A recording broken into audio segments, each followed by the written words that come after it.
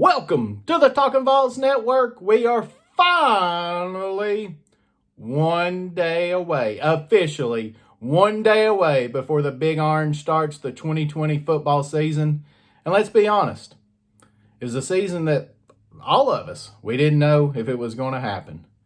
But it is finally one day away from officially kicking off the SEC season and the University of Tennessee against the South Carolina Gamecocks.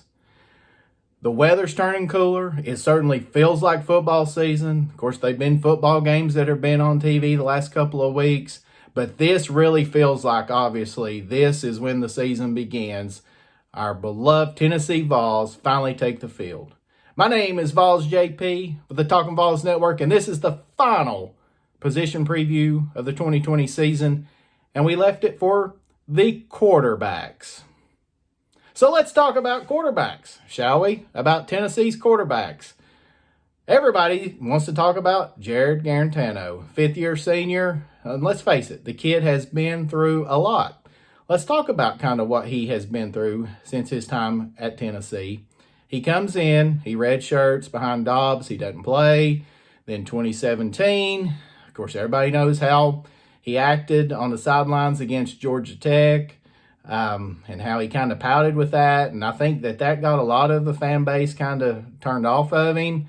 It was just kind of hit and miss. And then he finally takes over as a starter. And Guarantano has been inconsistent. But he's also had four different offensive coordinators since he's been at Tennessee. And it's finally good to be able, I believe, for him to be able to have Chaney for consecutive years. This is the first time in the 5 years that he's been at Tennessee that he's had the same coordinator for consecutive years. But let's just face it, Jarrett Guarantano, in order for this Tennessee football team to take the next step, quarterback play has to improve. And you would fully expect, if you have a fifth-year senior that's coming in that's got plenty of game experience, I believe that he started 20-some games at Tennessee, you would feel good about that. But as we head in one day away, 24 hours away before kickoff, and I don't know if there's going to be any Tennessee fan that's going to be just overly excited when two takes the field. Nothing against the kid personally whatsoever. Kid is as tough as nails. He says all the right things. Had an interview here earlier just a few weeks ago, and he was talking about how if he'd had it done over, it would have all been the same. He would have still picked Tennessee. He loves it here. He considers himself a volunteer for life, all of that stuff. Nothing wrong with that. But when the game starts and between the lines, it's not always been a good outcome for Jarrett Guarantano. And a lot of it has to be on him. He's got to improve being able to read the defenses, go through his progressions. And the thing that's so baffling, that's been so, and another reason why I think that obviously the fans have kind of soured on Guarantano is the way that he can play inconsistent. You see how he did last year against Missouri. Had an excellent game against them. Go back 2 years ago against Auburn. Led Tennessee to victory with that. But then you see other parts of his game. Talk about South Carolina game. He stands in there, takes all that heat, was throwing dimes to Juwan Jennings there in the end zone when he broke his wrist. I mean, all of those things like that. But then you see the games against Florida when it's like that he doesn't know what's going at all. Or against Georgia State and BYU, missing all those open receivers. I mean, think about last year in the Swamp when he had DWA wide open right down the middle of the field. And, I mean, it was like wasn't even in the same zip code. And he wasn't getting pressured or anything on that play. It's just, and even making a swing pass. It's the simple things. That's what we need. That's what Jarrett Guarantano has to show, is that he can just do the simple things. And if he could do those simple things on a consistent basis, he can lead Tennessee to several more victories. This football team could have won 10 ball games last year with just competent quarterback play to start the season. But it didn't happen. And then we start the football carousel with players coming in, Maurer coming in, Shrout coming in, JG coming in off the bench, all of that stuff. It really is amazing with the way that the quarterback play and the inconsistency of it was last year, that Tennessee was able to right the ship and end up winning 8 football games. And you think with Chaney being there for 2 years in a row, and this is the 5th year with Guarantano, you hope as Tennessee fans, we hope that we're going to see an improved Jarrett Guarantano, because that's what it's going to take for Tennessee to win the games that they should win. And I'm talking tomorrow night against South Carolina. Tennessee should win that football game. I think if you look at the rosters, I think if you look at the coaches, I think Tennessee has the advantage in every phase of this game. But they're going to have quarterback play that doesn't absolutely put them behind the 8 ball, and somebody that can continue to sustain drives and continue to find the open receivers. We talk about Tennessee's offensive line. I mean, it should be one of the best in the SEC. It should be. Now, they're still going to have to go out and prove that. But one would think that Guarantano is going to have time to throw the football. So he shouldn't feel that pressure. He shouldn't. And if he can do that, and if this offensive line gives him time and he's still struggling, then you have to question, does he just not have it as far as being able to read the defense and check and go through his progressions and know where to throw the football? And I'm going to throw this out there. And I'm not saying that Tennessee is not going to miss Jawan Jennings. But I do wonder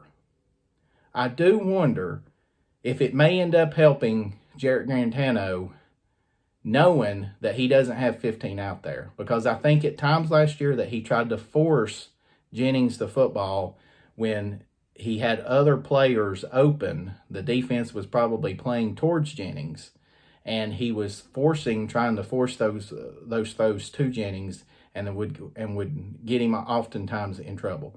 But Guarantano is going to have to realize that when he's getting pressure, can he sidestep? Can he step up in the pocket? Those type of things.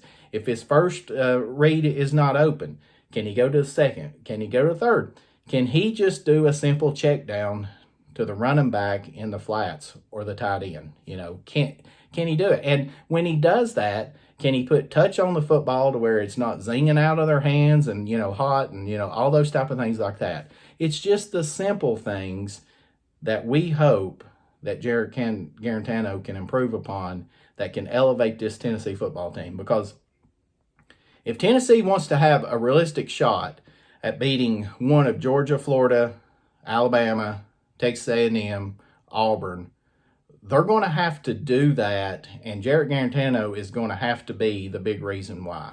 He's going to have to do that. Yes, this offensive line should be able to hold its own against people and everything like that, but if you're one-dimensional and you can't have a consistent pass game, then it don't matter what kind of run game you got. It don't matter what kind of offensive line that you may have. So, Jarrett Guarantano, 5th-year senior, I'm rooting for you. Vol Nation is rooting for you. Let's go out. Let's get it done and prove the naysayers wrong that you are an SEC caliber quarterback. I'm rooting for you, JG. You can do it.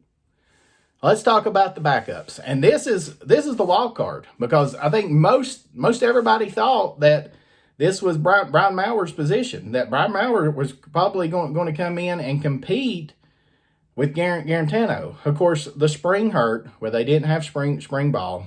Certainly that's hurt Mauer.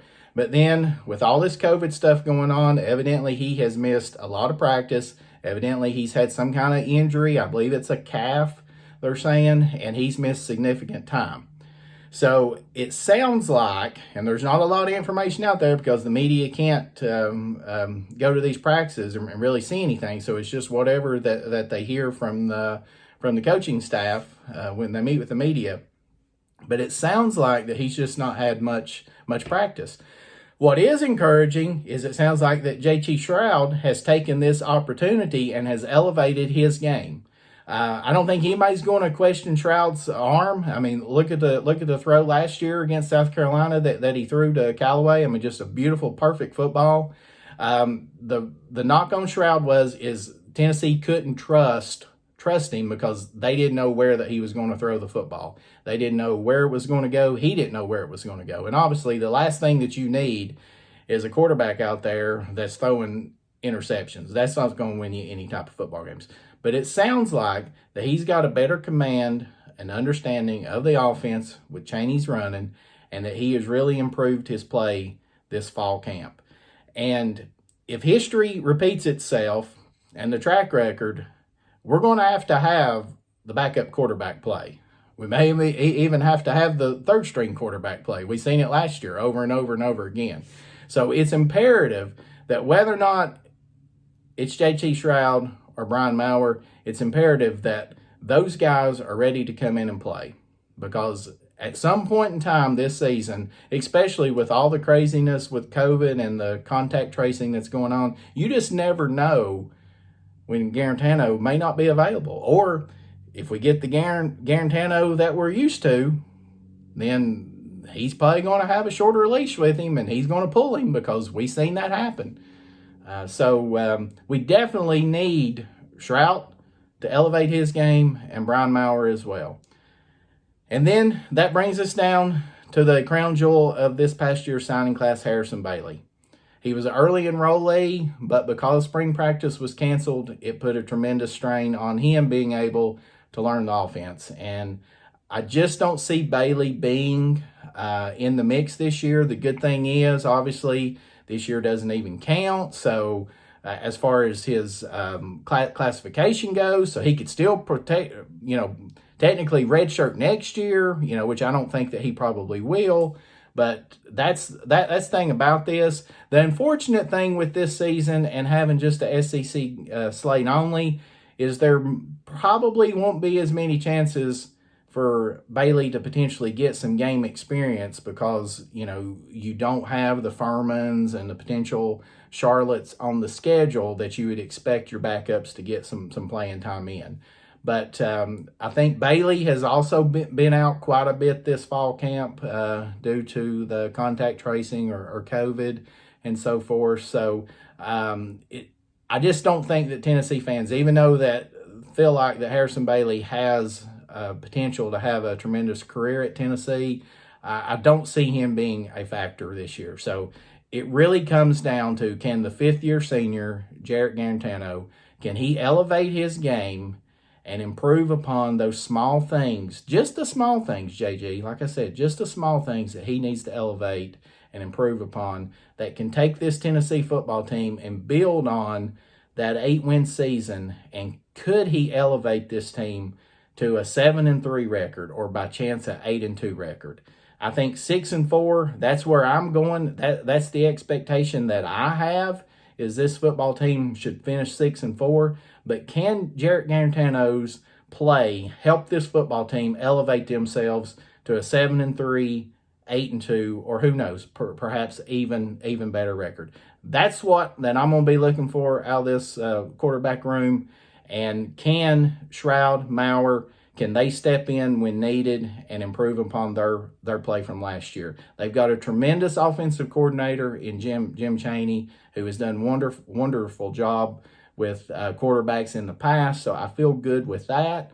They got Winky again, so no coach turnover there as far as this goes. So we would expect all of these quarterbacks to have better command of this offense. Let me know what you think. Drop a comment down in there. Let us know what you think. Do you still stand behind Jarrett Guarantano? And be honest now, Tennessee fans. I know there's going to be a lot of people, because we hear it weekly on our show. I'm done with Guarantano. I'm done. He's never going to do it. I probably said it myself. But we all want Jarrett Guarantano to succeed. We all want him to have a tremendous season, because that's what's going to help Tennessee football. That's what's going to help Tennessee potentially upset some of these teams. So drop a comment if you haven't yet. Be sure to like and subscribe to Talkin VAWLS Network, and we'll see everybody right back here tomorrow, 1 hour before kickoff, and then immediately after the game to celebrate a big orange victory. That's going to do it for the quarterback preview. Hope everyone has a great day, and go Vols.